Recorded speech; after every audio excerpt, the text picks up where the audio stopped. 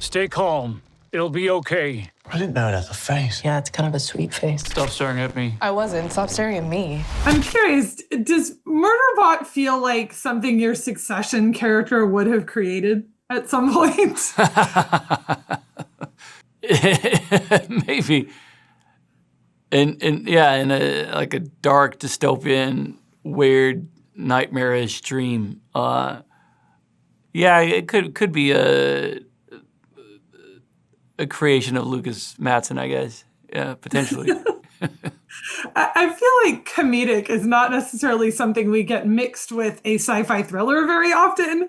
They tend to be more serious and apocalyptic, and this always has kind of a sense of humor to it. Was that part of the appeal of doing this? Did you really respond to that blend of tone and want to really kind of focus on that comedy aspect of it a bit? Yeah, I think after a bunch of tonally darker projects like The Northman and Infinity Pool, I needed a little palate cleanser, and I wanted to do something a bit more comedic and lighter in tone. And this felt like the perfect project because it was such an unexpected character, and I love that. It was, if you just look at the character and you hear the title and you know it's like a sci-fi action adventure, I don't think you're gonna expect socially awkward android who just wants to watch a soap opera in its helmet rather than go on these epic adventures. So that was just like, it really excited me from the very beginning, the thought of playing a character like that, because again, I found it was so idiosyncratic and weird and unique in a way. Yeah, that's why it's so interesting that I've heard you talk about how this character was more relatable than other characters that you've played. How so? I mean, in what ways did you find yourself connecting with him? Because he is a character that just seems so strange, but also has such a full internal life that we get to know too. Yeah, I think it's a very interesting trajectory in the journey that Murderbot goes on. Discovering, again, it's just tapped into its own humanity in a way, because it's just gained free will when it hacked its governor module and gained autonomy. So it's an exploration of what happens when you're forced to kind of confront your own humanity and who am I? That's a big question for Murderbot.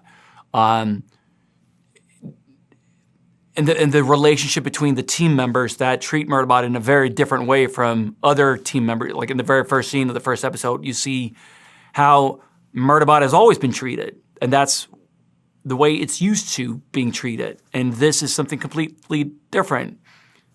Humans who look Murderbot straight into the eyes and wants to hug it and invite it into the common area of the habitat, and it's incredibly scary and confusing to Murderbot.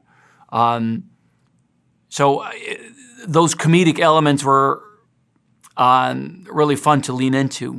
Your character also goes on a bit of a costume evolution from the full uniform and helmet to the uniform without the helmet to just a shirt and pants. How did you feel about the uniform and getting that on and off? And did you actually have to wear the helmet? Yeah.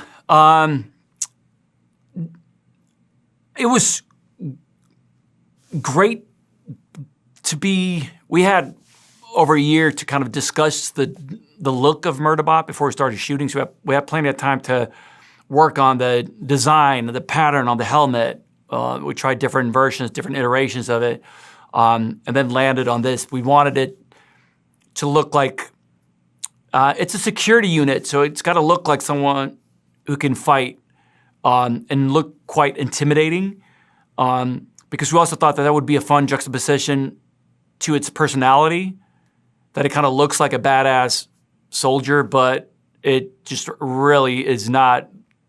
There's zero amount of testosterone. Like, it really doesn't want to fight. It really doesn't want to interact with people. It just wants to be left alone. Thought that could be funny. But we also wanted to look like, if you compare it to the Grey Crisec units, like the more advanced versions, like we wanted to look like more rudimentary, and that this is like the cheapest low rent version that you can get. And then actually, so it was a lot of fun creating the look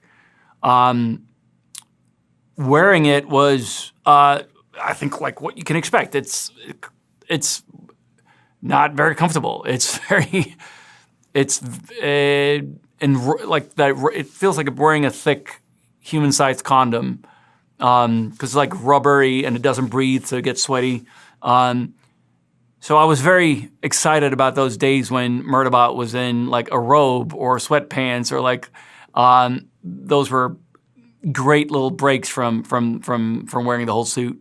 Could you ever have imagined that you would do a project where you would essentially see what you'd look like as a Ken doll? Yeah. I guess the answer is no. I had not expected that. Is this a series that you would like to do another season of? I mean, is that something that, especially as an EP on this, have you had conversations about what another season could be and what he could do next? There's plenty of source material. It's based on the first novella called All Systems Red of Martha Wells's novellas, and there are plenty more great novellas plenty more adventures that Murderbot go on that we could potentially explore in the future. So we'll see. I mean, we kind of take it one step at a time. We poured our hearts and souls into making the first season, and it was an incredible experience. And I loved playing Murderbot, so I would definitely want to do it again if we get an opportunity to. You have this incredible knack for finding very interesting, unusual characters. How do you figure out what's next after doing something like this? Like, where do you go from Murderbot? I have no idea. I mean, well, I know what I did. I went and did a movie called Pillion, which was like a kinky gay biker movie right after Murderbot. And there's really no rhyme or reason or strategy behind it. It's just a very kind of visceral reaction to reading a script and thinking about a character. It's not very intellectual. It's just like, does this excite me? Do I want to spend X amount of months in this world playing this character? And that's often informed by what I've done recently. Like I said, after incredible projects that were some of the greatest experiences of my life, like The Northman or Infinity Pool, I was ready to do something completely different. There were other scripts that I read that were interesting but had similar tones and similar characters, and I felt like I just spent 2 years playing these characters. I want to do something completely different. And then this socially awkward android shows up, and I'm like, hello, this is great. I want to spend some time with you. Well, I'm glad that people keep creating these weird characters. Oh, so am I. I'm so grateful for all these great writers out there. Thank you so much for talking to me. Oh, my pleasure. Good seeing you. It was so much fun. Thank you.